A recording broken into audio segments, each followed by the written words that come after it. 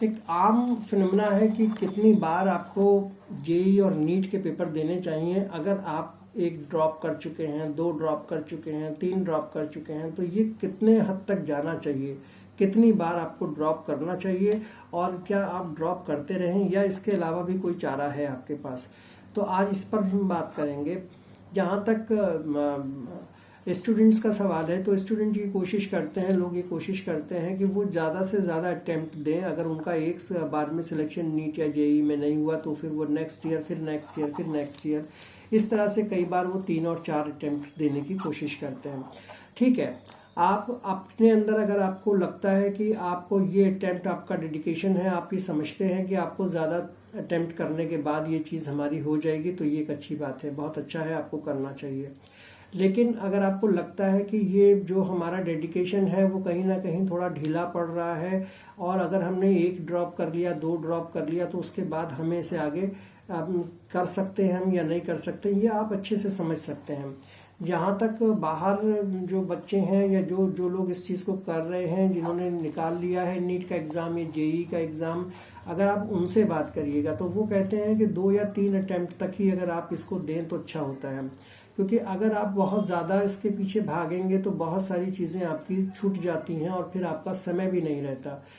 ऐसा इसलिए क्योंकि अगर आप देखिए तो एमबीबीएस करने में 5 साल लग जाते हैं, एमडी करने का भी अपना टाइम है, प्रैक्टिस शुरू करेंगे, आप कहीं जाएंगे, वहाँ अपना एक्सपीरियंस गेन करेंगे, तो एक बड़ा लंबा प्रोसेस है, बहुत टाइम इसमें लगता है। तो अगर आपने वो नीट का एग्ज़ाम 1 या 2 बार में क्रॉस कर लिया, 3 बार में क्रॉस कर लिया, तो सो फार सो गुड, बढ़िया है, आपको आगे जाके उसमें टाइम मिल जाता है। लेकिन अगर आप 5 अटेम्प्ट, 6 अटेम्प्ट या 7 अटेम्प्ट करते जा रहे हैं और कोशिश ये कर रहे हैं कि आपको ज़्यादा बार आप इसे दे दें, तो ये एक अच्छी शुरुआत, अच्छी चीज़ नहीं मानी जाएगी। क्योंकि आपको ये लगने लगता है जहां आप 1 या 2 अटेम्प्ट देते हैं कि आप कितना ज़्यादा इसके लिए तैयार हैं और क्या आपको इसे करना चाहिए या नहीं करना चाहिए। ऐसा नहीं है कि नीट और जेई के अलावा रास्ते बंद हो जाते हैं, बहुत सारी ऐसी चीज़ें हैं जो हम इसके बाद भी कर सकते हैं। तो कहने का मतलब ये हुआ कि अगर हमने मान लीजिए 2 ड्रॉप कर लिए हैं, हम अब भी कोशिश कर रहे हैं कि हम इसमें किसी तरह से आगे निकालें, ये अच्छा है, आपको कोशिश करनी चाहिए, इसमें कोई बुराई नहीं है। अगर आपका डेडिकेशन है तो कोशिश करें, लेकिन जहाँ पे आपका धैर्य जवाब दे जाए, आपको लगे कि अब ये मुश्किल हो गया है हमारे लिए या हम इसको अब नहीं कर पाएंगे, तो आपको ये फील्ड को चेंज करके कुछ दूसरी चीज़ों की तरफ भी ध्यान देना चाहिए। बहुत सारे ऐसे बायोलॉजी के लिए ऐसे बहुत सारे रास्ते हैं जो कि आप जिनको आप अपना सकते हैं, बहुत सारे ऐसे कोर्सेज हैं, बहुत सारी ऐसी डिग्रीज़ हैं जिनको आप कर सकते हैं और काफ़ी कुछ उससे पा सकते हैं। तो इसका कहने का मतलब हमारे ये है कि ज़्यादातर को लोग जो कोशिश करते हैं बहुत ज़्यादा कि ड्रॉप उनको 2 कर लिए, 3 कर लिए, तो जो जो जो नीट के एस्पिरेंट्स हैं जिन्होंने नीट को निकाला है या जो जेईज़ के हैं जिन्होंने इंजीनियरिंग के एग्ज़ाम्स को निकाला है, वो ये मानते हैं कि 2-3 बार अगर आप ये करेंगे तो फिर अच्छा है, लेकिन उससे ज़्यादा अगर आप करेंगे तो आप इस लूप में फंस जाएंगे और बड़ा मुश्किल होता है फिर इस लूप से निकलना। और फिर उसमें बड़ी परेशानी आपको ये आएगी कि आपके पास ना तो टाइम बचता है आगे, और ये एक लंबा प्रोसेस है। अगर हम नीट की ही बात करें तो एमबीबीएस में पहले आपको नीट क्वालिफाई करने के बाद एमबीबीएस में दाखिला, फिर 5.5 साल एमबीबीएस की पढ़ाई, फिर उसके बाद इंटर्नशिप, फिर उसके बाद एमडी, फिर एमएस या जो भी आप करना चाहें, तो एक बहुत लंबा प्रोसेस है। उसमें इतना लंबा समय आपका निकल जाएगा कि फिर आपको वो सब चीज़ें जो जो जिस चीज़ के लिए आपने किया है वो गेन करना थोड़ा मुश्किल हो जाता है। तो कोशिश ये करिएगा कि अगर आप 1 या 2 ड्रॉप में इसको निकाल पाएँ नीट के एग्ज़ाम को या जेई के एग्ज़ाम को, तो ये बेटर रहेगा आपके लिए।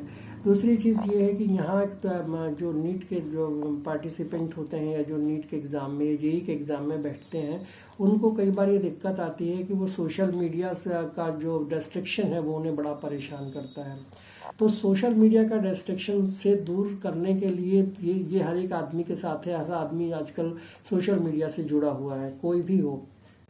तो अब ये जो बच्चे नीट में बैठते हैं या जो जेई में बैठते हैं, उनके साथ भी यही प्रॉब्लम आती है कि सोशल मीडिया को डिस्ट्रैक्शन से कैसे बचें।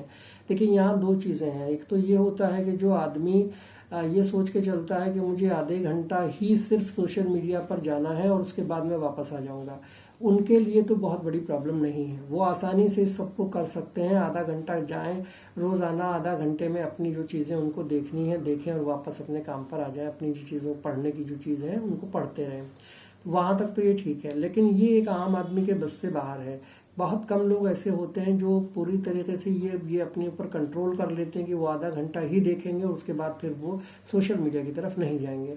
लेकिन बहुत सारे लोग ऐसे हैं जो पूरा, अगर आधे घंटे को मान के चलते हैं कि आधा घंटा हम सोशल मीडिया देखेंगे, बट उनका टाइम कब वो 1 घंटा और 2 घंटे में बदल जाता है उनको पता ही नहीं चलता। तो उससे क्या होता है कि उनका टाइम मैनेजमेंट खराब हो जाता है। जिस चीज़ को उन्हें अभी 1 घंटे के अंदर करना था फिर वो डिसबैलेंस हो जाती है और उसके बाद वो फिर नहीं कर पाते उन चीज़ों को। तो सोशल मीडिया रेस्ट्रिक्शन बड़ा रोल अदा करता है इन सब चीज़ों में।